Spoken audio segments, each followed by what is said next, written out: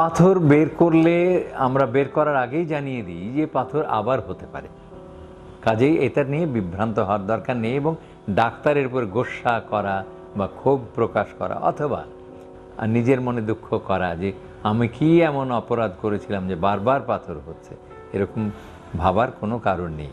আপনার ক্ষেতে যেমন আপনি ঘাস আগাছা পরিষ্কার করে দিয়ে আসেন, সেখানে আবার ঘাস জন্মাতে পারে। আপনার ঘর আজকে ঝাড়ু দিয়েছেন, আগামীকাল আবার ঝাড়ু দেওয়ার প্রয়োজন হতে পারে।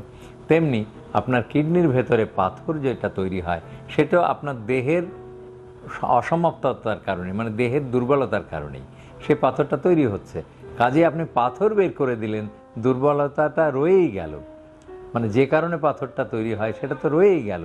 কাজে আবারও পাথর হতে পারে এবং তার ইনসিডেন্স বা এই কত পার্সেন্ট পাথর তৈরি হবে।